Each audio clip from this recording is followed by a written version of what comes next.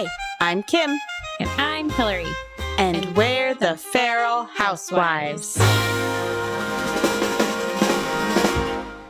Welcome back, fellow housewives, feral housewives. We hope you enjoyed our Halloween special. We had a lot of fun recording it. It was fun, yes. Some more than others.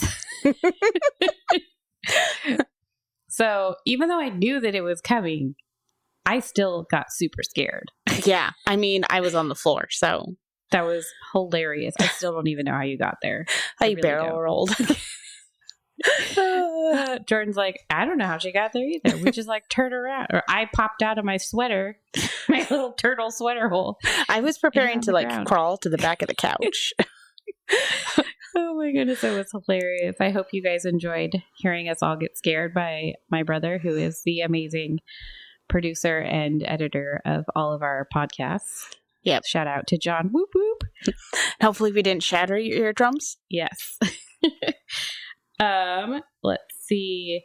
So today we'll start with our feral moments, and then we will go into our topic on mental health. So do you want to start or do you want me to? I actually have you go ahead and you start since you have one.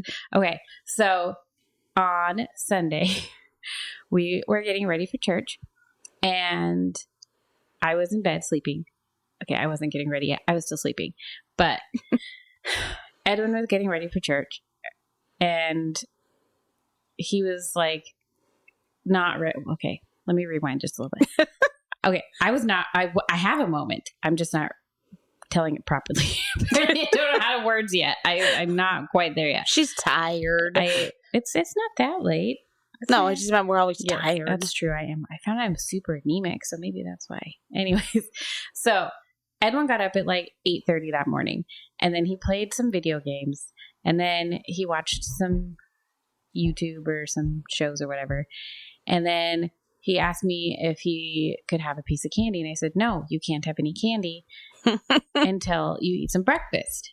So then he goes into the kitchen to go eat some breakfast, and Sean was in his office, and this was like 9:30 or 10, and I was still sleeping, but I was like kind of in and out of sleep because he did come in and ask me, and I'm like listening to him out there, and I can hear him getting cereal, and I was like, well, that's like sugar for breakfast and then a piece of candy, but it's the weekend.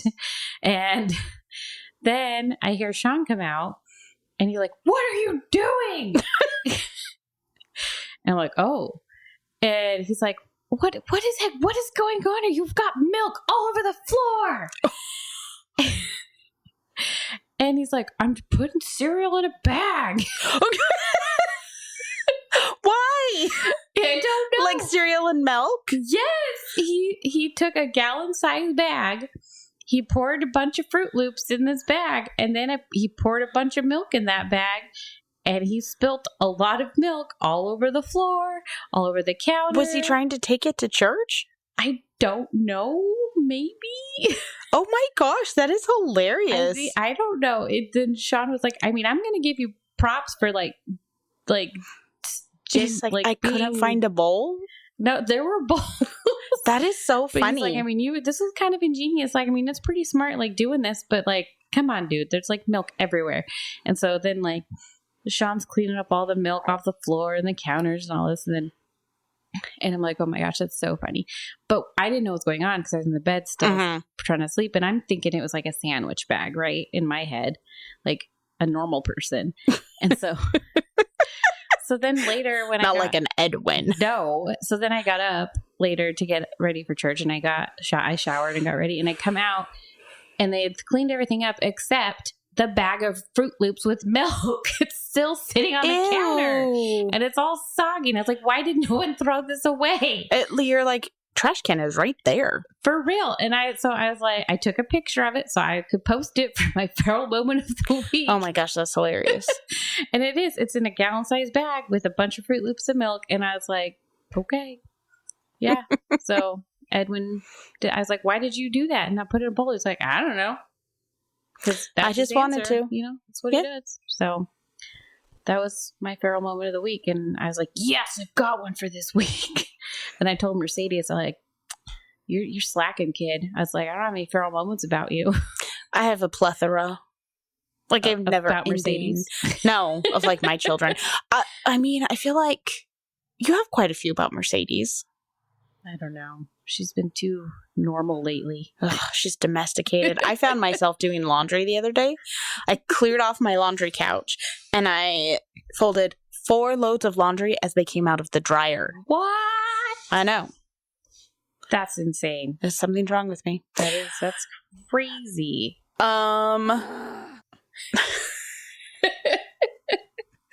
Yeah. So anyway, my laundry couch appreciated it. So my feral moment, I'm debating between 2. I'm excited to hear which one. I don't know what it is. So we had our trunk or treat for our church on Saturday night. Oh, yes. And Tommy will be 2 in a couple weeks. And he's discovered the joy of Halloween. And so we dressed up and we went, and he got some candy, not as much as his siblings. And so in the morning, I told my kids they could have some, and I get up, and we don't go to church till 2:00, and Tommy is eating candy. And I'm like, okay, that's enough of the candy. And so I take the candy away from him and clean him up. And then 2 minutes later, I look, and he has more candy, and do it again 5 times. And I'm like, where are you putting this candy? And then he just looks up at me and he just shrugs his shoulders. I don't know where. We have a soundboard and Hillary's having fun. And he just Tommy was thinking. put his hands up I don't know where I'm getting the candy from. So then we go to church. And we make it halfway through the service. It's an hour. And then afterwards, in our church, after we have our service where everyone meets together, we divide and the kids go to their Sunday school classes and stuff. And so Adam and I take the boys outside, and Tommy is literally just standing there, and he's like, ah, he's just his veins are just raging with sugar, and him and Hank are just running up and down the hallways. Up and down and up and down. And finally Adam looks at me and he's like, I'm taking them home. And I was like, why? And he just points and he's like, they're wild. And I look at them, I'm like, yes, they are full feral mode. They're running and pushing chairs over. And I'm like, okay, you guys are going home. And I was like, well, at first I was like, you don't think that Hank would sit through his Sunday school class? And Adam's like, heck no, we're going home. So they went home and we stayed. And literally Tommy was just nonstop energy all afternoon. Oh, man. Yeah. All afternoon. And then he finally just collapsed. But yeah. That's fine. Well, and he's probably not eating that much sugar when sitting No, either, and I kept taking it from him.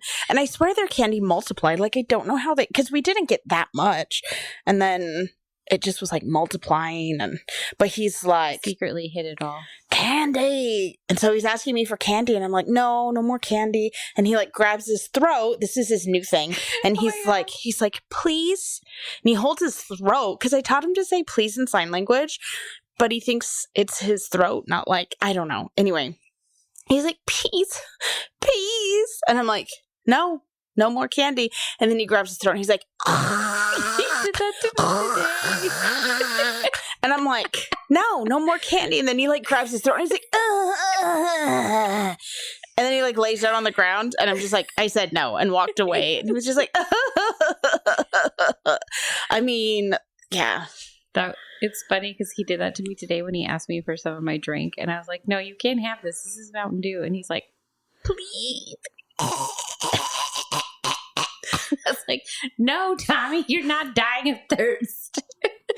He is funny. He's so cute. Yeah, he is super silly. But I just walked over him. I was like, I said no more candy. And then 5 minutes later, he had more candy. 2, 1 in each hand. He's eating a sucker and a chocolate bar. Yeah, when he was over here today, I was like, you guys got to put your candy away because they were all trying to trade candies and stuff. Oh my gosh. And Tommy, I swear, He would like bounce back and forth from each kid. And he's like, and then I would keep catching him climbing onto the table trying to eat the candy. Yeah, he's like, candy. It was super cute. But he had a lot of fun. I'm like, we have to brush your teeth. Yep. Yeah, my kids had a lot of fun at the trunk or treat too. It was fun. They didn't, I feel like they didn't get as much candy as they normally did though. No. Which is kind of weird. But they had a lot of fun. Mercedes went as Pouchy. It was a cool costume. It was pretty cool. It was pretty awesome. It was ginormous. You should put it on the Facebook page. I should. I'll post a picture. It was ginormous and it lit up. My dad was awesome and he put lights in the mouth and then he put a Bluetooth speaker in the mouth. And so whenever she would walk up to one of the trunks, I would hit the Bluetooth like sound clip and it would say, "Hi, I'm Pouchy," or some other Pouchy clip. And all night long we were like, "Oh, Pouchy." Yeah, it was pretty cool. Pretty epic. So anyways, so that was really awesome. And we had a really good time at the trunk or treat. Well, moving on to our topic for this week, we are going to talk about mental health. Are you going to do a sound effect? I was looking for one, yeah. I was going to see if I had a cool one to go with it. But all I got is this. Oh, ow! Let's not do that. Ah! Sorry. That hurt. I didn't mean to scare you. It was like, I'm sure they heard it. Oh, man. Okay, how about this one? That's mental health, right? Not really. Oh, okay. I think of goats. When you think about mental health? I don't know. They have goat farms. Like goat parties for your mental health. You go and you pet a goat. I'm afraid of goats. When I was a kid, my dad took me to a petting zoo. I actually think it was at Disneyland. And the goat tried to eat my shirt. And I told my dad, and he's like, "A goat wouldn't eat your clothes." And he turned around, he's like, "Oh my gosh, bad goat." And I've hated goats ever since. Oh my goodness. So moving on to mental health. Okay. I have a fear of goats. So mental health is something that I like to talk about because I struggle with mental health. As well. Yeah. And I think that it's something that should be talked about more because there's less stigma if you talk about it. So I have always considered myself somewhat of a weird person. I have too. And like me or yourself? Both. Ditto. Hey, wait a minute. And there were things that like I would do as a kid. I mean, not like creepy, scary things, but just like I used to get. Well, I did hang my Barbies, but that was because I was playing Robin Hood, and that's historically accurate for the time period. So I used to get really freaked out over things, and I remember waking up at night, and I would be really scared, and I would just like lay awake for hours, and I hated going to school. There were times where I just was like, I would freak out because I would think that something would happen. And my parents would just always be like, "You're just so emotional." And my mom has since apologized to me. And she's like, "It was the 90s. That's what everyone said. You're just being emotional. Get over it." She's like, "If it makes you feel better," I still tell myself that about herself. Anyway, so then when I went to college, I started having panic attacks. But I didn't know they were panic attacks. And like they were like crippling and debilitating. Like I would do the hyperventilating breathing and I was just stressed all the time. And there's a lot going on in my like family life. And so I had a roommate who was like, "I think that you have anxiety," because I was talking to her about it and I was like afraid to leave my house. And I'd always been a pretty independent person. But I was afraid to leave my house. I was afraid to go anywhere alone. I was afraid to drive. I was afraid to go to the movies. Like, I mean, the list went on and on. And I was like, actually, I think that I'm a paranoid schizophrenic because I have a great aunt who is a paranoid schizophrenic. Mm-hmm. And like, I was convinced of it and I was super stressed over it. And finally, my friend talked me into going to counseling and I went in and I was like, "I am a paranoid schizophrenic, I think." And they were like, "Oh, really?" And I'm like, "Yes." And they're like, "Oh, okay." So they took me in for a session and they're like, well, why do you think you're paranoid schizophrenic? And I told them, I was like, my aunt is a paranoid schizophrenic and she thought people were trying to kill her and she was afraid to leave her house. And I was like, and I'm afraid of all of these things and la da da da da. And they're like, we actually think you have an anxiety disorder. And I was like, or I'm a paranoid schizophrenic. Anyway, so then finally the next time, my counselor, who was amazing, she had 2 long lists and she's like, okay, we're going to go through these lists. And she's like, these are symptoms of different mental health issues. And the first one was for paranoid schizophrenics.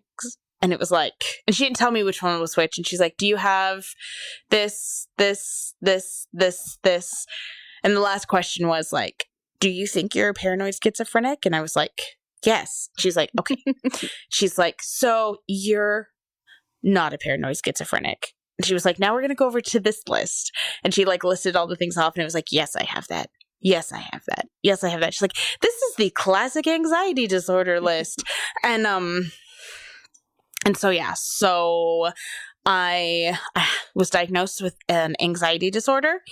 I have OCD thoughts. I have a plethora. So I have classic anxiety, like general anxiety disorder, social anxiety, separation anxiety, OCD thoughts, and a panic disorder. Like my mind, when I get very stressed, like I have a chemical imbalance that leads to me having panic attacks, which is very lovely and lots of fun. And so for years, and as I went through counseling, which was one of the healthiest things I ever did, there were things in my childhood that I look back on and I'm like, that's why I did this. And that's why I did this. And that's why I had a hard time coping with this. And that's why I had a hard time coping with this. And it was so vindicating to know that it wasn't just because I was, a weird person, like quotation marks. Yeah. But because there was a reason, Mm-hmm. and I was not alone. And so, yeah. And then after I had Catherine, and I didn't go on medication, I was very opposed to it. I don't know why. And then after it's a stigma. Yeah. After I had Catherine, and at first my parents were very like, oh, well, it's kind of like a fad thing. People think they have anxiety disorders. And then I had a panic attack in front of them. And my parents were like, oh, no, this is like a real thing. Like, because panic attacks were new because I was so stressed and so like tense and so anxious that I had started having them. So then it calmed down. I learned a lot in therapy. It was great, very healthy. I tell people, therapy is a good thing.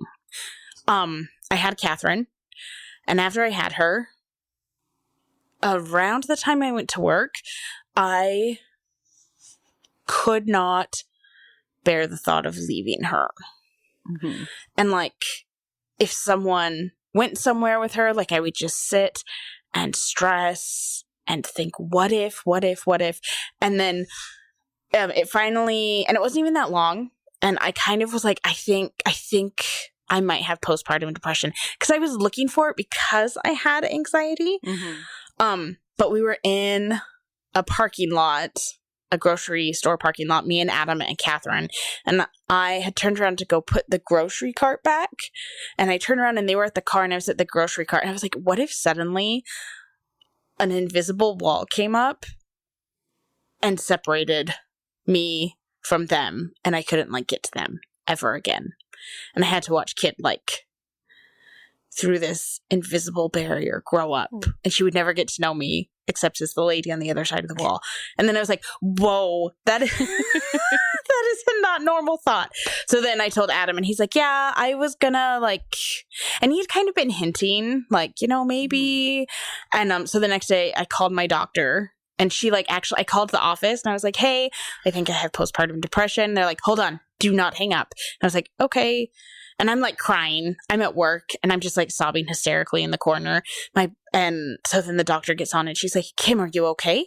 And I was like, yeah. And she's like, are you alone? I was like, I'm at work. And she's like, okay, that's good. I'm like, it doesn't feel very good right now. She's like, no, it's good. It's good to be with people. Yeah.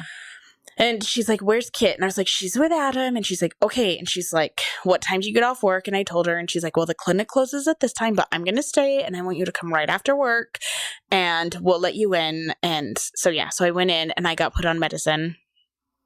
And I felt better after that. Like, I felt so much better. And even just being aware of everything and talking felt so much better. Mm-hmm. But then a few years later, when I had Hank in the middle of a pandemic, I had gone off of the medication by that time. But I had to go back on it when I was pregnant with him because I was just having like major anxiety. Mm-hmm.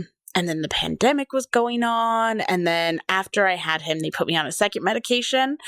And when I started taking that one, it was the first time in my life I thought to myself, this is how people feel normally. Yeah. And I felt so balanced. And I still get anxious and I still have those thoughts, but I felt so healthy. Mm-hmm. And when we went to have Tommy, I told Adam, I was like, if I can't be pregnant on these medications, like, I can't go off of them. So I don't want to have another baby. And I was like, I 100% agree. Because that is like, that is the most important thing. And, but I could. So we had him. And, but that was like, I remember that moment of like, when I found the right medication, I was like, I feel good. Mm-hmm.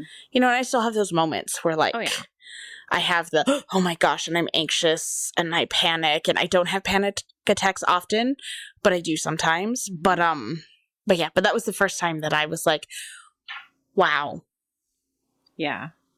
This is what it's like to not have this like debilitating panic and OCD thoughts, because I get OCD thoughts and then they just spiral out of control. The movie Inside Out 2, in the end, when she has that panic attack, like that is how. Yeah, I related to that. Really well yeah, I was actually crying in the movie theater. I was like, "This is how I feel, Adam," and he's like, "I know." I was like, "This is such a good movie." He's like, "Yeah." I'm like, really?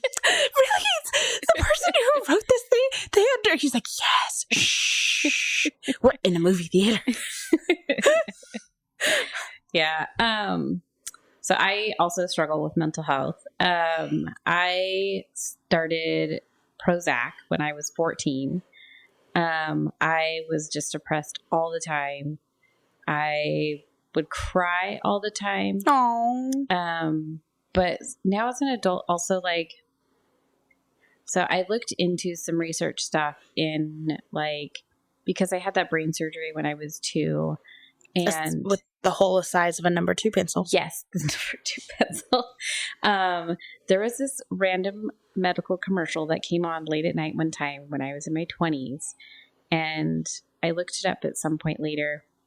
But it came on, and I can't remember what it's called, but it was some thing that they were like, they're like, oh, if you have this, this, or this, like you like may have this and you might need this medication or whatever. Well, it was for this disease or this medical term, and it was basically if you cry uncontrollably or you laugh uncontrollably, like you just can't control it, or there was one other one, then you might have this. And it was basically like if you'd had a traumatic experience, like if you'd had brain surgery or if you'd been in a car accident or some other super traumatic thing that had to do with your brain. And I honestly truly think that that's what it is that I have, because if I am not on my medication, I cry literally everything. Oh my gosh, that's so hard. It's really, really weird. Like, you just look at me weird, like just look at me normal and I'll just start crying. Mm-hmm. Like, you just say the word cheese and I'll just start crying. Like, it is the weirdest thing ever. And so as an adult now, I know like I cannot go off my meds or I will literally be a ball of crying, like tears all day, every day. So I think that's what I have from that. But they didn't know any of that back then. And so I was on Prozac, and because all I did was cry and they didn't know what to do for it. So I was on Prozac from 14 till I was in my 20s. And then when I was married before, and I didn't know this is what anxiety was, is I would talk about serious things, and I would, went with people or whatever, serious conversations, or even if I just got really excited about something, talking to somebody, and it would feel like my body was shaking. But nobody could tell that I was shaking. Mm-hmm. I get that sometimes. And I didn't know. And I didn't know what that was. And I was telling the doctor about it. I was like, sometimes when I talk about, these things, like it's only serious things or like when I'm really excited, but it's usually super intense, serious things. I feel like my whole entire body is shaking, but nobody can tell. And they told me that was anxiety. And I was like, really? And they were like, yeah. And so that was when they switched me to a different medication that was an anxiety and depression medicine. Yeah. And so that's what I've been on ever since. And ever since then, the shakes went away. And I had that same thing. I was like, oh my gosh, this is what it's like to be normal, to like have this normal balance and not be shaking all the time whenever you talk to people. So that was like a super eye opener for me. And I've been in counseling my entire life since I was a kid. My mom had me in therapy when I was little, for family stuff. And then I've just been in counseling my whole life. I'm a very high advocate for, counseling and therapy. Me too. Both my kids have been in it for short periods of time. Mercedes was in it for this, like, I think she went 5 times and she graduated and they're like, you don't really need to come back anymore. And she was having some pretty severe anxiety. She had some really, really high anxiety stuff and I didn't know how to handle it anymore. And so I took her in and she did really well and she's doing amazing now. Even Sean actually made the comment last night. He's like, her questions at night are getting less. She's only asking like 2 things now instead of like 7. Yeah. So, she did one time. She was spending the night at our house, and she was like, "Adam, am I gonna wake up in the morning?" He was like, "Huh?" She's like, "Am I gonna die?" And he's like, "Of what? Is this a joke?" And like, I was like, "Adam, she has anxiety." He's like, "Oh no, of course you're not gonna die. Like, why would you?" Oh my gosh. He was like, "Why didn't you tell me that before?" That's one of them. She's always like, "Am I gonna wake up in the morning?" And he was like, "Only if you want to," or something like stupid and smart alecky. And she was like, "Ah." Yeah. So she's gotten a lot better. But yeah, and then I've been in therapy the whole time. And then, but if I go off, like I said, if I go off my meds, I remember when I was married before, I was off of my meds for a little bit or something. And I just remember being balled up on the floor crying. And he just like left me there on the floor. And I was like, please don't leave me. I was like in a horrible state and I like needed him to stay. No wonder you guys got divorced. I know. Right. And that's not promising. Right. And he just like left. And I think that was, why did he leave? Because he didn't know what to do. He was mad at me and I don't know. And I was like crying and he didn't want to deal with me, I guess. I don't know. Oh my gosh. What a, yeah. You can press that button now. What a freaking. There you go. That's what that button's for. Yeah, exactly. So anyways, and then what else? So then I came home and I moved back home and I've just kind of adjusted my medicines from there. Gone from that. But then I did have postpartum with Mercedes, but mine didn't hit till I was 8 months after I had her. And I didn't know you could get it that far after. Like I think up to like they told me a year. Yeah. They said up to a year you can get postpartum. And they had a postpartum therapist that I went to. Yeah. And her I could go see for up to 2 years. So I went to her for up to a year after that. Like a year and a half-ish. I saw her and then I had to switch to a regular one. But she was amazing and I loved her. And then when I had Edwin, and when I had with that one, they also added the Wellbutrin on with that one too, because that's kind of helps balance that out. And that really, really helped. But then I went off of that after I kind of got better and stuff. And then when I had Edwin, I also got postpartum, but I got it like instantly with him. And and I knew the signs that time. And so I like talked to my doctor and they're like, okay, well, do you want to try the Wellbutrin again? I was like, yeah, let's try it out. And it helped balance it out and stuff. So that really helped. And again, I went back to therapy and did all that stuff. So that's really helped. But, it's just been a real struggle trying to navigate getting here. But I mean, and I have had some hard knocks in my life. So, I made it where I am today. And I definitely would not have been here without therapy and my parents and all the support of my friends and family. So mental health is very important, and it runs in our family too. Yeah. So yeah, we have people who are bipolar. We have people who are schizophrenic. We have people who are just regular depression, and like my mom has anxiety and depression too. Yeah, we talk about it a lot in our family too. Like, a lot. And,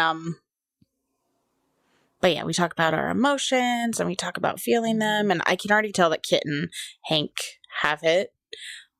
I don't know about Tommy. Tommy seems more like Adam. Like, he's just kind of like, good. I'm good, you know? But, see, and I was OCD too as a kid as well. I counted everything. That's Adam had OCD. Yeah.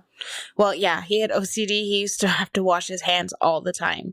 Really? Yeah, all me. the time. And he has OCD about some things. And I mean, he's also on medication now. But he told me this one time. He was like, yeah, like when I was a kid, I used to wash my hands all the time. I'm like, why? And he's like, I don't know. I was just worried about them being dirty and germs. And he's like, and I'd wash them till they were like raw. Oh, wow. And like chapped. And anyway, so they took him to counseling and it didn't, like for a couple of weeks, and it didn't work. And then Adam's dad was like, this is a waste. And he was like, Adam, you're just not allowed to wash your hands unless you poop. And so like his dad would like stand there and like be like, you can't wash your hands.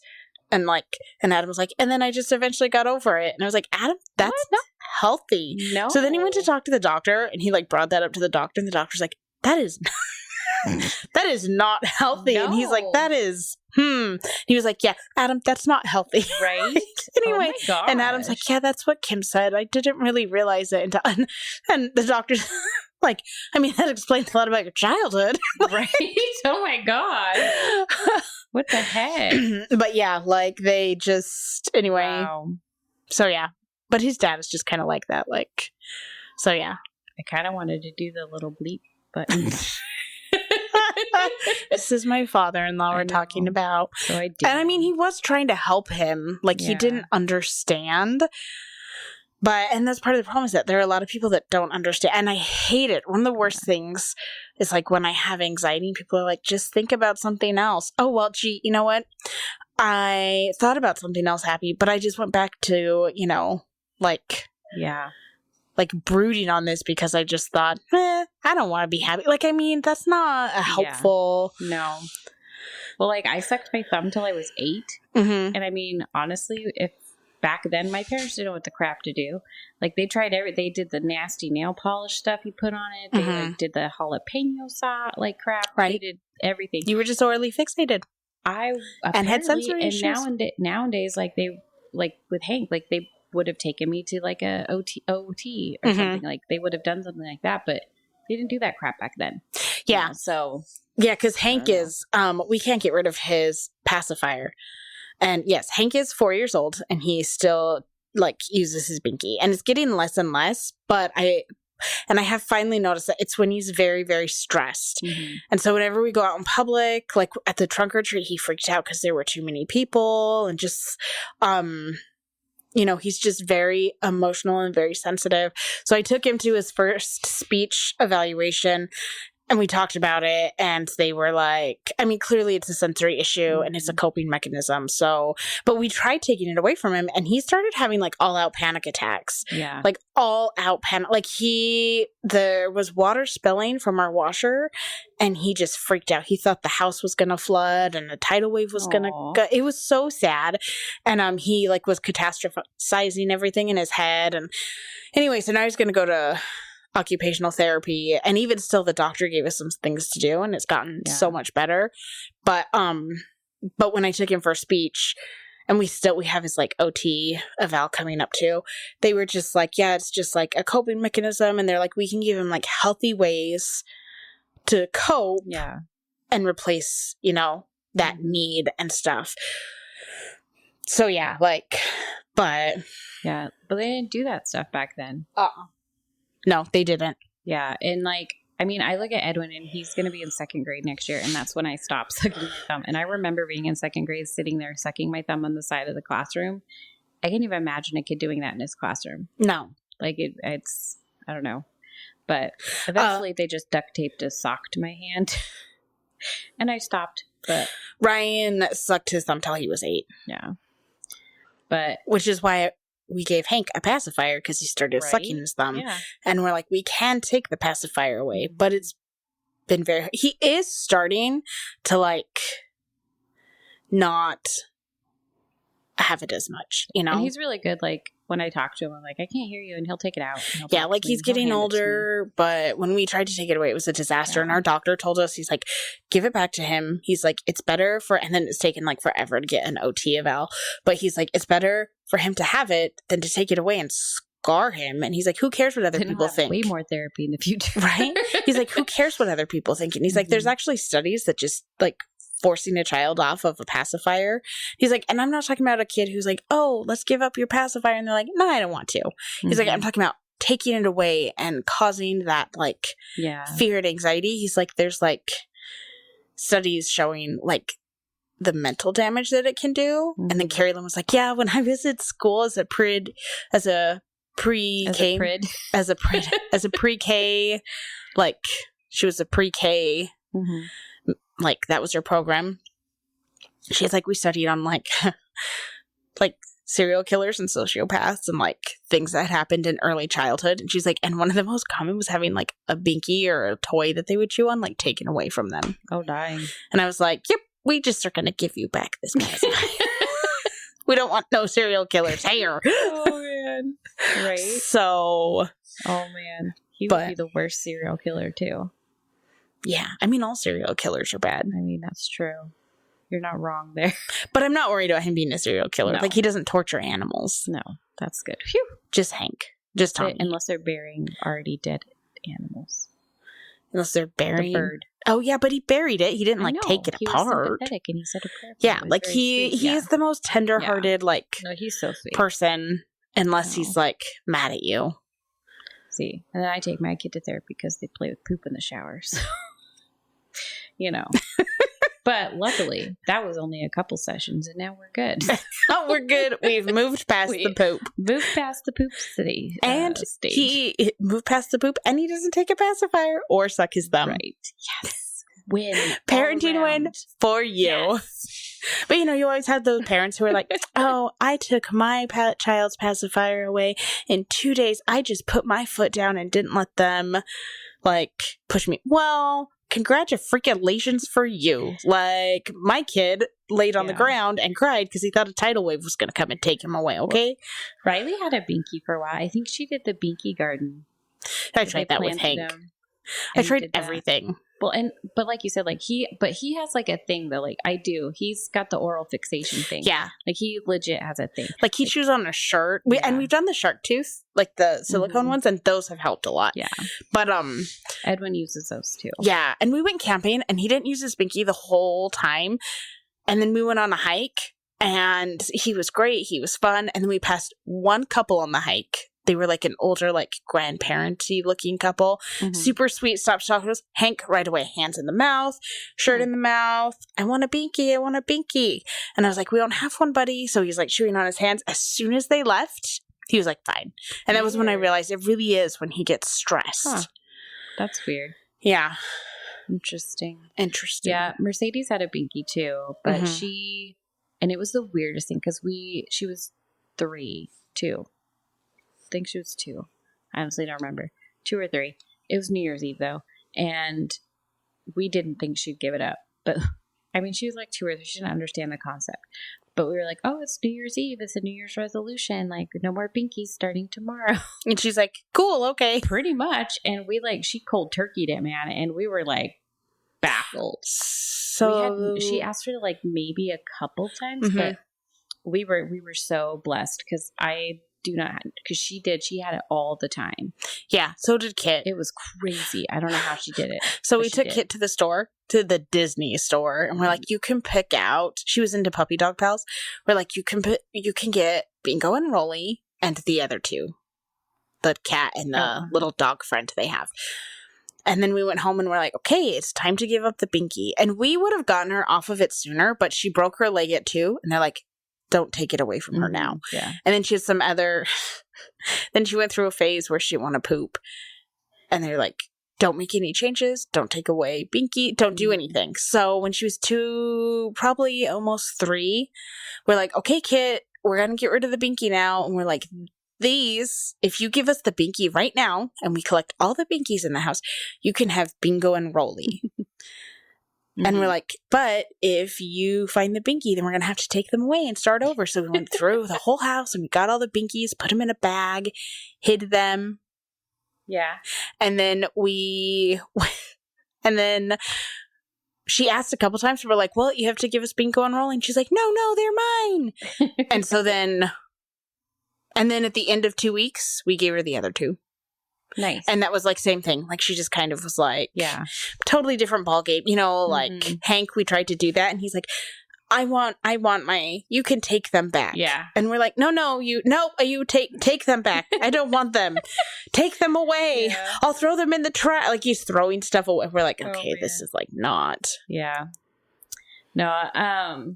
Well, and then it's funny too, because like growing up, like I didn't realize that I had sensory issues with like eating and things like that.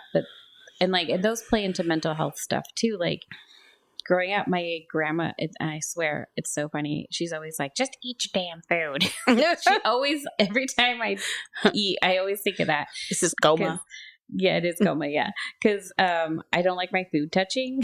I got a lot of stuff. So I don't like my food touching, and I don't know. Like Sean, he's kind of helped me kind of wean out of that a little bit, but because he just piles it all on one plate, mixes it all, and I'm like, oh, I cannot play that game. And I've eased into that a little bit. Like we had Loco Moco thingies, whatever, last night. It was like rice with gravy and like a hamburger patty on top and a fried egg, and like I don't know. It was actually really, really good. I don't like fried eggs. Oh, well, you don't have to have the egg. But anyway, so we had that. And normally there's other stuff on there that you can put like chow mein noodles and pineapple or whatever, but that was what we had on. Oh, haystacks? Yeah. But like, okay. But simpler a little bit. I don't know. Anyways. No, that's a haystack. Yeah. So he made that and the kids loved it, which was awesome. And last time he made haystacks when we came over, those were not haystacks. Those were way too complicated. Yeah. But they were delicious. He likes to make everything complicated. Yeah. So he made those and the kids loved them, which I'm glad. And I was glad, but I don't like, so I ate them piled on top of each other because that's how you eat them. And it was fine, and I was okay with it. But typically, I don't like anything touching. It's true. She doesn't. And growing up, everybody gave me crap for it all the time, or I would always sniff my food. Hank does that all the time. I sniff my food. To this day, no joke, at the chili cook-off. You were sniffing food. I've seen you sniff food. I know. Well, I kind of felt stupid at the chili cook-off, but I was like, no one noticed. There were 900 people there. I know, but I was like, I told Sean, I was like, I would sniff them because if it smelled like it was smoked meat, I didn't want to eat it. That's so funny. Yeah. But like I did. And so I got crap because I sniffed my food and I wouldn't eat it, or I'd ask what was in it before I would eat it. And they're like, just eat it. And I was always self-conscious about when I would eat because people would always think of that. And so then that kind of affected me mentally on like eating and like stuff like that. So then the therapist that I'm currently seeing right now, I go like every 2 to 4 weeks when I'm in a rougher spot. And then when I'm not, I go about every 6 weeks, which is kind of where I'm at right now. And we were talking and I was trying to like talk about losing weight and like healthy diets and stuff like that. And she's like, well, why don't you like eat these things or these things? I was like, I don't eat that. She's like, why not? I was like, it's gross. And she's like, well, what about this protein? And I was like, it's gross. It's pork. I don't eat that. And she's like, what about this? I was like, no, you're not getting it. The texture of that is gross. I'm not going to eat that. And she's like, I think you have some sensory issues here. I'm like, oh, really? So she diagnosed me with sensory issues. And I was like, that makes so much more sense now. It's true. All these things in my past. So. Well, honestly, like when I met Hillary, I was like, Hank will grow up to be a normal person. Because, like, Hank sniffs his food and he licks his food and he's like, that is bumpy, I won't eat it. And that is obsessed with mushy. balloons. And he's obsessed with balloons. And I was like, okay, Hank Yeah. will live a full and normal life. But, yes.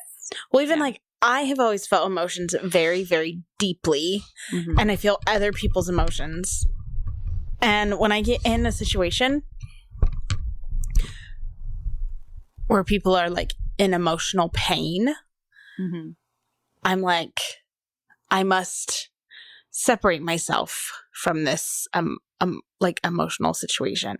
And like when my grandma died, I just like distanced myself emotionally. Like I almost have to be like, these are my emotions and this is me. Anyway, so I was talking to one of my friends whose daughter has sensory issues, and I was talking to her about Hank and about his, you know, issues. And she was like, and maybe he's a highly sensitive person. And I'm like, well, I mean, he's sensitive. And she's like, no, highly sensitive person.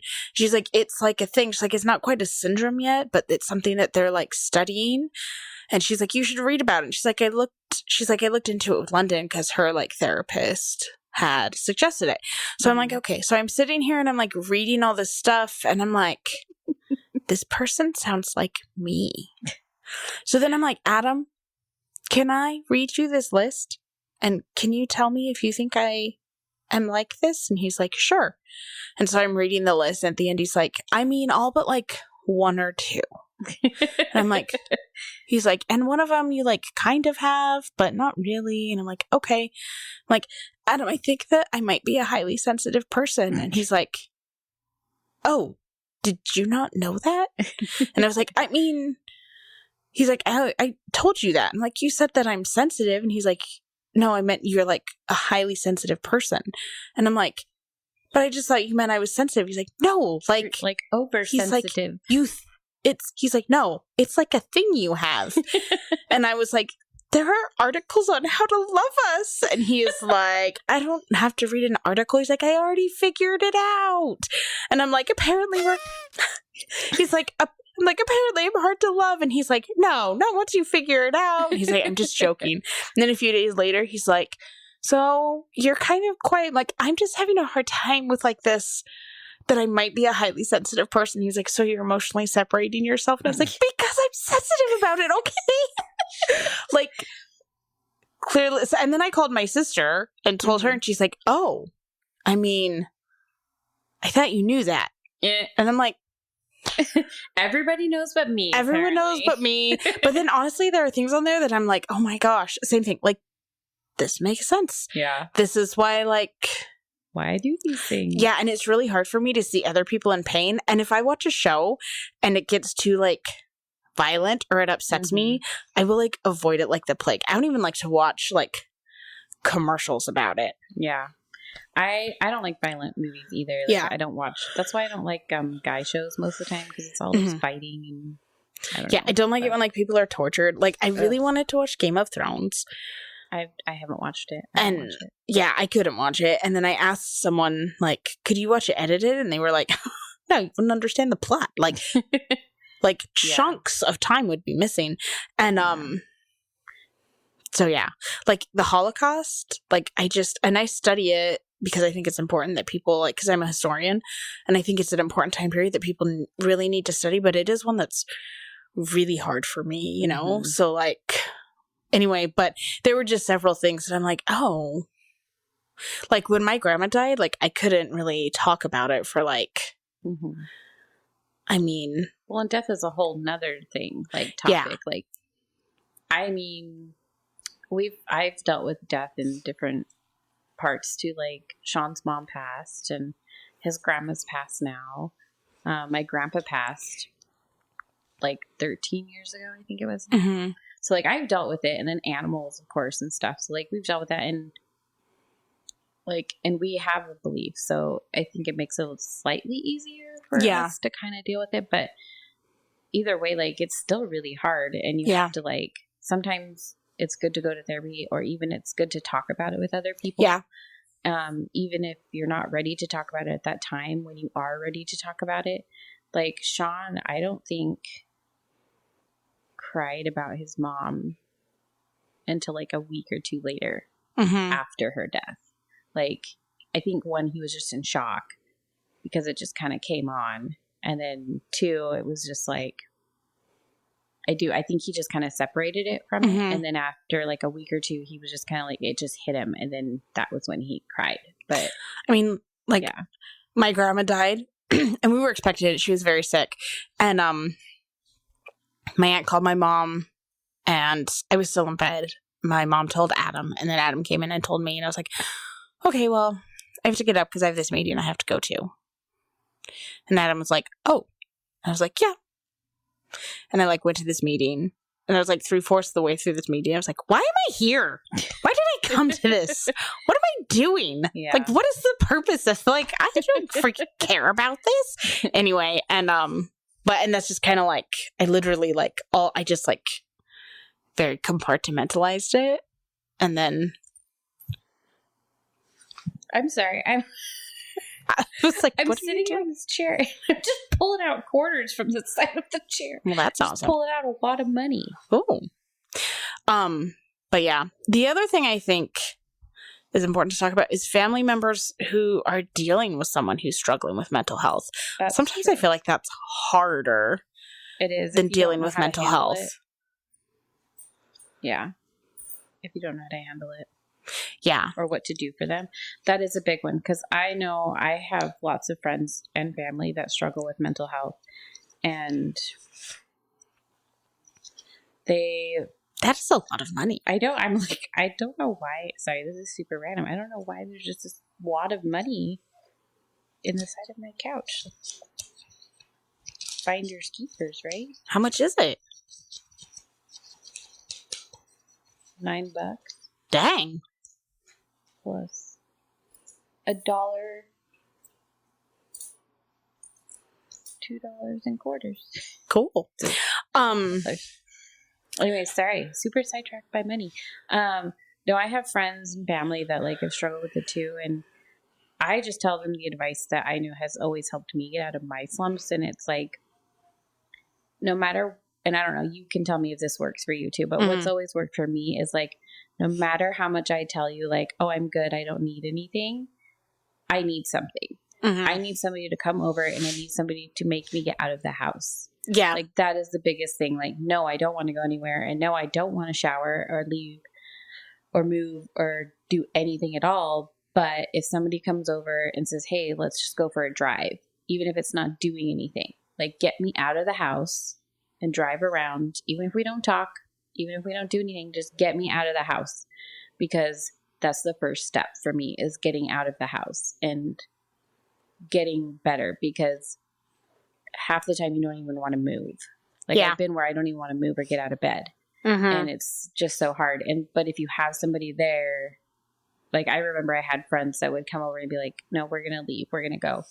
And we would just go over to their house, or we would just go hang out in the car or go get a drink or something. And that's honestly what saved me. And I've had friends do that to me too. So that's my best advice for people, is just go see them anyways, and bug them until you get them out of the house. Right. So. And it's hard. Like, I feel like it can feel very isolating, you know, to either struggle with mental health or have a family member struggle with because it's hard. Like, because sometimes you don't know how you feel as someone who's struggling with mental health. Yeah. You know, like, when I was first diagnosed, I just didn't, like, I couldn't put a finger on my, like, if you asked me, like, how do you feel? I didn't know. I was feeling lots of new emotions, and I was discovering things about myself, and I just knew that I was afraid, you know. And my friend Candace came, and she got me, and she was like, hey, we're going to go to the mountains, because I grew up in the mountains, and I love the mountains. And I was like, why? And she's like, we're just going to drive. And I remember rolling down the window and just, like, inhaling the mountain air, and I was like, I feel so much better. And, like, she was my friend that could just, like, we could not talk, but yet she was there for me. You know what I mean? And, like, and so, I don't know, but I felt so, and I remember thinking, I'm going to be broken. Like, you know. Well, and that's a good point too. It's like, even like, I remember being really, really angry about them making me leave the house and like frustrated and really pissed off that they made me leave. But then later, like, I went back and I thanked them because honestly, like, it saved me. And so, like, even if they're really mad and like pissed off, like at the time, like, honestly, it's going to help them in the long run. Yeah. So that's just my advice. But well, and I think not keeping it a secret is like, if like you have a family member struggling with mental health, I think it's just like, I feel like sometimes families converge and they're like, oh no, we have to keep this shameful thing away from everyone else. And I feel like as a family that makes you feel more isolated, and you feel like you have this huge, like when my aunt was going through her mental issues because she was paranoid schizophrenic, like there were certain family members following after. What? The one you were following after? Yes, the one I was following after. She actually thought someone was following her. Oh, yeah. And she thought her neighbors were trying to kill her. It was very sad. Aww. And it was after her husband had died, and it was really sad. And there were members of the family who just wanted to ignore it. They wanted to tell people. They want to talk about it. And, like, there were people who were like, she's just nuts, and, you know. But it's not. It's an illness. Yeah. Sorry, this is like a heavy episode. It's not very funny. But mental health is not funny, so. No, but it's not. But also, I think when you go back and look at it, like, you have to be able to laugh about it too. Laugh about some of the stupid things that you did, or like things like that. Like, I don't know. I think humor helps me in the long run. It's true. It helps me too. Helps me laugh at the stupid crap that I did, like counting and reading and all those stuff. And my sensory issues, I make fun of it all the time. I have a very dark sense of humor. So sometimes I make a joke. My sister's like, that's actually not funny. And I'm like, really? Because I feel better now. But yeah, no, I did like, and I'll talk about some of the things. One time, this was when I was in high school, and my parents went away I was home by myself. And I went home from work. I wasn't in high school. I was out of high school. I was 18. My parents went camping or something. And I got home from work and it was dark outside, and I got in the house and I swore that someone was in the house. And I was like panicking over it. And I called my best friend, and she brought her dad over, and they looked at my house. They looked through my whole entire house to make sure that like no one was like hiding in there. But I was like panicking. Like I couldn't stop thinking about it. And then I went to bed and I laid awake all night, just like in my bed waiting to be like murdered. How old were you? I was like 19. Okay. My parents were like, it'll be so fun for you to stay here by yourself and la da da da da. And I remember thinking, this is not fun. This is horrible. This is the worst thing ever. And my friend Lydia had been like, why don't you just come back to my house to spend the night? Which I did all the time. And I was like, no, I'm going to be mature and stay by myself. After I just called my best friend's dad to come check the house. And then, like, after they left for an hour, I was like, I should have said yes. Like, I was just so embarrassed to be like, actually, I'm really scared. I mean, because he didn't get that when he came to my house. Right. But, like, it was just, like, such a real thing. And when I told my parents that, they're like, that is so embarrassing. Why did you do that? I was like, because I thought someone was in the house. My dad's like, why? And I'm like, I don't know, Dad. I just did. Like. Yeah. Anyway, so. Yeah. But we hid a cat in our house. You hid a cat in your house? From my dad. Oh, really? It's just, I don't know. This it just made me think of this story. My mom let us get a kitten, and we had the kitten for like, I don't know, 3 months or something. And you hid a cat for 3 months? Yeah. I've never lived in a house big enough to do that. And the kitten lived in my bedroom, and then my dad came home so he only really came home once in a while. Oh, yeah. Like he, on like weekends maybe sometimes. And so he wasn't there like all the time at that time in our lives. I mean, so why did you even care if you had a cat? Well, I don't know. But so my mom let me have this kitten, and then so the kitten lived in the house or whatever, and I lived in my room when he was there, whatever. And so this one weekend or something, we had to leave for something out of like overnight for the weekend, my mom and I. And my dad had come home for the weekend, and he found the cat because it was meowing in the bedroom. Because it's a cat. Yeah, and he got super pissed, and he's like, "What do you think? I'm stupid? You think I would find out you had a cat in the house?" And my mom's like, "Well, it took 3 months. It's been 3 months, so yeah." What did he say? Did you guys keep it? No, we had to get rid of it. Oh, that's so sad. I know. Or maybe we kept it. I don't remember. I actually think we kept it.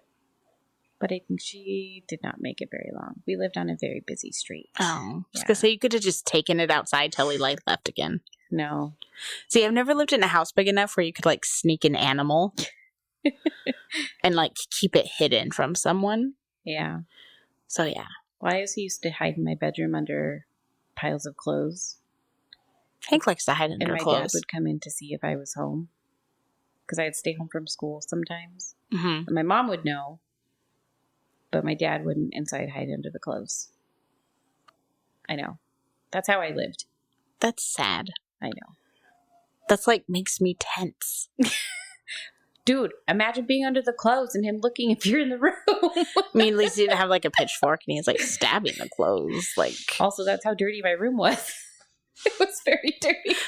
I was a teenager. I was like 14. Oh, I'm like picturing you like little. No, I was like 14 years old. That's awesome. Yeah. That's what I did. I mean, it's not really awesome, Yeah. but that you could like get under the clothes. Yeah. That was a massive clothes pile. I told you it was dirty. You're just like, these are my permanent like dirty clothes so that I can hide under them. My bed was on the floor. It was like a mattress. You know when the teenagers do the mattress on the floor? Oh my gosh, yeah. I like wanted half of it in the closet, and then I had a tiny little TV in there. Mm-hmm. And I used to watch Jerry Springer at midnight before it turned into the super, super trash show. Oh, we weren't allowed to watch Jerry Springer. Yeah, I probably wasn't either. You could just hide under your clothes. Yeah, it was in the closet, so it didn't really matter. They couldn't see the TV. I told my dad one time that I wanted to put my mattress on the floor, and he's like, why would you want that? And I was like, well, I don't know. Like, and I was giving him reasons. He's like, that's the stupidest thing I've ever heard. It's like, you have a bunk bed. You're lucky we provide you with a bed. I always had my bed on the floor for the longest time. Yeah. I had turquoise blinds, too. It's pretty cool. Oh, and I had a cool, like, don't know what they're called. Like a bench thing by the window. I shared a room with my 2 sisters. The end. The end. So, and then me and Brittany, we bought a TV when we were like older and we worked. We bought a TV from like a thrift store. It was the DI actually. And we bought this like humongous box television and we like brought it home after because we were in college. We brought it home and we walked in the house and I just like, are one of you moving out? And we're like, no, we're going to put this in our room. And he was like, because we lived in California, so it was expensive. So like you didn't like we stayed like we lived in Southern California too. So a lot of people I feel like stayed home from and went to college and lived at home because it's so expensive. Yeah. We're like, no, it's gonna go on our the dresser. And my dad's like, how are you gonna watch it? And we're like, with our eyes. And he's like, you're gonna be like, the screen is so big. Like, and it was like we were laying in our beds and we're like all the way back against the wall because the TV was so big. Anyway, like a box TV? It was a box TV. I mean, it was like 2. What do you mean? Like the big. Well, okay, now they have flat TVs. Yeah. Don't you remember when the TVs were the big boxes? Oh yeah, but see, you say box TV, and I'm thinking like the one my grandma had in her basement that was like the knobs and stuff that looks like a box. No, I mean we were a little bit above that. Okay.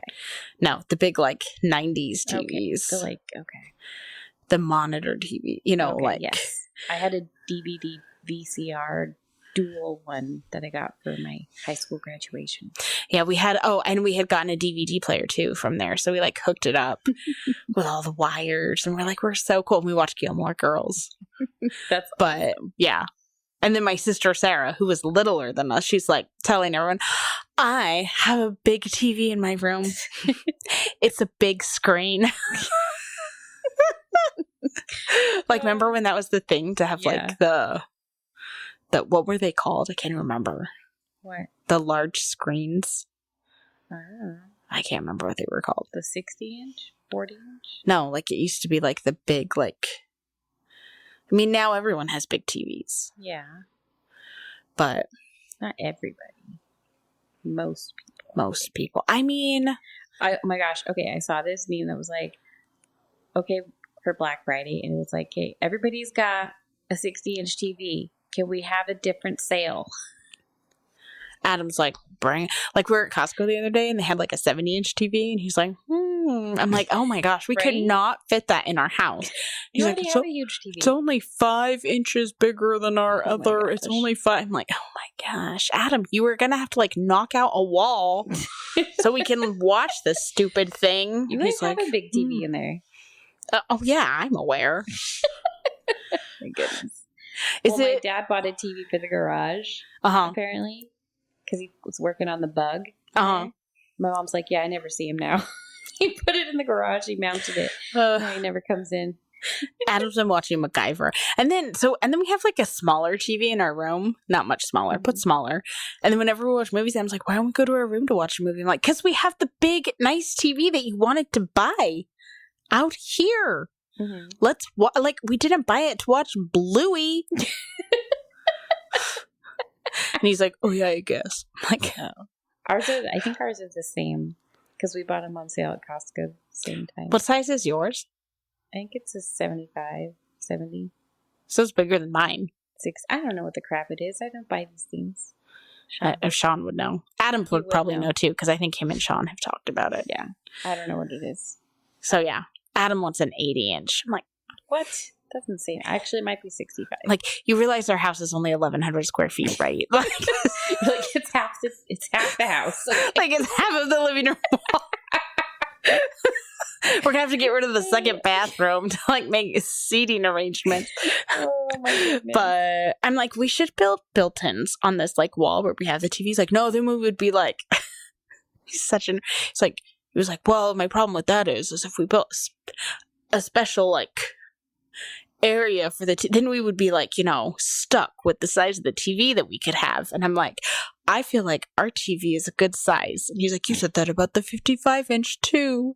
I'm like, oh my gosh. Well, that was his issue with this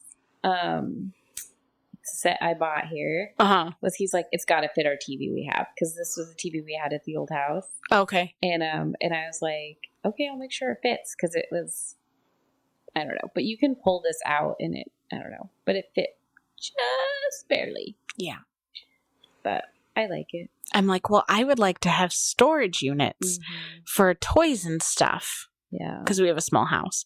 So I don't feel the need to put 100-inch. Like, I'm like, what are we going to go up by 5 inches every time we buy a TV? And he's like, yeah. I mean, yeah. He's like, they're getting cheaper all the time. Pretty much. I'm like, oh my gosh. I know, every time we go to Costco too, Sean always swings by the TVs. Yep. I'm like, why do you even look? We're not going to buy one. Can we stop and look at the TVs? I'm like, why? There's no point. He's like, look at this one. It's only on sale for this. Yeah, we're not buying the 95-inch TV, Adam. And he's like, this one's got a curve. It's 4K. It's 5K. It's like 20 million K. I'm like, I don't freaking give a crap which letter of the alphabet it is. We're not buying it. Right? Okay? The next one that I think we'll get will go, we need like... He'll be like, let's put it in our bedroom so we can watch it in there. Look, we have more space for a bigger TV in the bedroom. Oh, my goodness. But, so yeah. Men are funny. I love my husband so much. And then, like, he's like, let's get a sound bar. I'm like, we have a sound bar. It doesn't work that well. He's like, yeah, well, let's buy a better sound bar. Let's put surround sound in. I'm like, I don't want wires all over the house. Sean wants a surround sound, too. Yeah.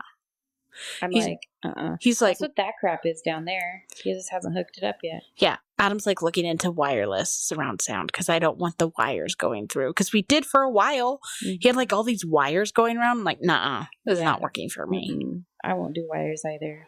Like, they're ugly. And he's like, I'll do the covers on them. I'm like, no. Yeah, no, they still look. Yeah, they still look. They're still very obvious.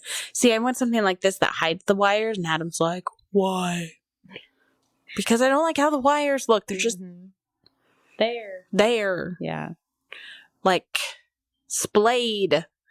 And then I'm like, how many wires could we possibly have?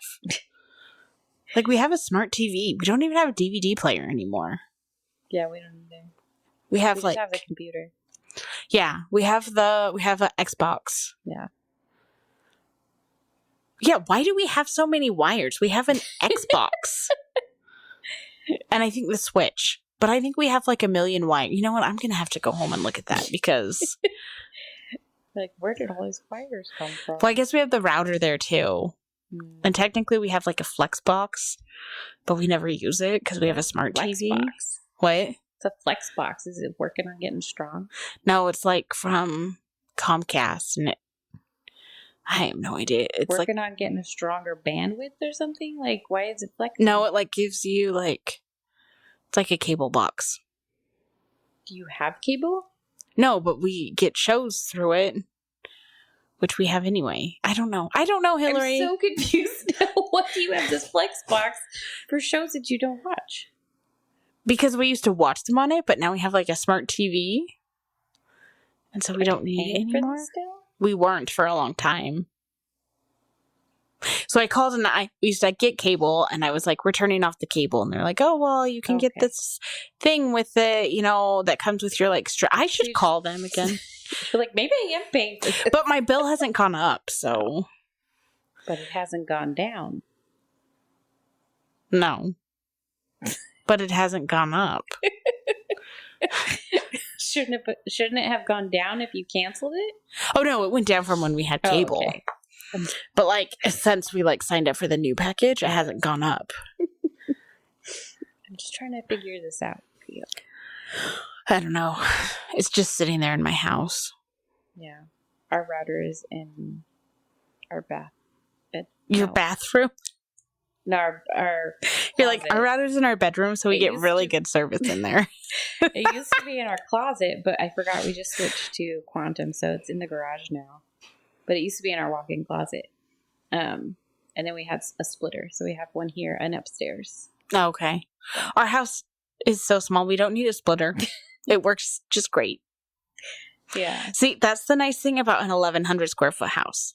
Yeah. See, I'm a big, like, pro and con person. Yeah. If I had a big house, I would have to be worried about people, like, hiding in my house. Exactly. I have an 1,100 square foot house. I don't have to worry about that. I don't need a router splitter thingy. I don't need an intercom to call my children because we can hear each other all the time. My children can't hide unwanted pets because I can hear them all the time. My children can't sneak out because I can hear them sneak out. So, yeah. Oh, man. My kids haven't had unwanted pets yet. That's kind of surprising to me, actually. Couldn't you see Mercedes, like... No, but I could see Edwin. Yes. Mercedes is a pretty good rule follower. That's true. She'd be like, Edwin is Papa, not. Mommy, I have something to confess. Yeah, she would. I have this chinchilla I've been hiding. I've been hiding it for so long. I brought it home today after school. I can't take it anymore. Edwin would be like, I got a pet steak that I've been feeding for the last year. He's like, look at my pet boa constrictor. It grew 20. No, he'd be like, Mom, I have to tell you something. I have a pet snake. It got out. Oh my gosh. I would freak out. Oh my gosh. Or you'd find this like ginormous skin in your house. And you'd be like, where did this come from? And we'd be like, oh, well, I got a pet snake. It's like, but LJ gave it to me. Got away. And you're like, why didn't you tell me? Oh, well, I kind of forgot, and I didn't want you to be mad, so it just was gone. I thought it would die in the wall, but it didn't. My sister was in a classroom, and really? Yes, the teacher had like 4 snakes. Why? And I mean, I don't know. She liked snakes. And one time, one of the snakes got out of the snake cage. I don't know, what do you tank habitat? Yeah. Anyway, and it was like a smaller one, but so they were like they couldn't find it. And so they had to like so the teacher was like, okay, guys, everyone, like, they had to, like, search their classroom, and their teacher was always like, make sure you check your backpacks before you go home. And then they took Christmas break off, and the teacher's like, I'm sure that like the snake is dead because it's Christmas time, right? And like it's winter in the mountains, it probably froze to death. So they came back from Christmas break and it had shed in the classroom. And so the teacher every day was like, don't forget to check your backpacks for the snake. And like, they would like check their desks. And so like they came back and I feel like you've told me this story before. The maintenance guys were like, okay guys, we're going to look in your desks to make sure there's no snake. And then like they would like find for like several years, they would like find the shedded skin from this snake. And then because my mom's best friend, her husband worked for the school. He's like, on the flip side, he's like, we did not have a mouse problem at that school for the longest time. Gross. But he's like, I'm pretty sure it died because the mice started coming back. Oh, that would give me mental health issues. Yeah, I hate snakes. Yeah. So yeah, Sean says that Lucy is my what do they call them? Emotional support animal. That's her crawdad. Yeah, it's my crawdad. So mental health. Mental health is a serious big tangent. Mental health is hard. It's hard to struggle with mental health, and it's hard to have family members who struggle with mental health. But I think that it's something that should be talked about more. Yes. If you're struggling with mental health, I would encourage you to reach out and get help. And go to counseling, or at least talk to a friend. But don't suffer alone, because you're not the only one out there. No. I can promise you that other people are having similar feelings to you. Absolutely. It is so much more common now than anybody believes. Like, I swear everybody I know is on some type of med for it. Yeah. And then if you have family who's, dealing with mental health, like I would find a support group. I would find someone, to talk to, because that can be just as isolating and difficult to deal with, I feel like. NAMI is a really good one. My mom went to that for a little bit. National Association of Mental Illness. Yeah. So, and I think sometimes it can be hard to get help, but just start by talking to someone, Yeah. Someone you trust, somebody that you have faith in. And safe. Absolutely. That's all it takes is to reach out to one person. Right? So remember, you might be a mess, but you're not alone. You're feral. Thank you for listening, everyone. I'm Kimberly. And I'm Hillary. And we're the Feral Housewives. Being a housewife is darn hard. I don't even know where to start. But when times are tough and things get rough, it's a good thing we've got our best friends by our side. Laundry couches are a must. Baking cookies is a bust. Unconventional moms are the bomb. Put the kids to bed. Listen. 2 feral housewives raising kids. 2 feral housewives dealing with life.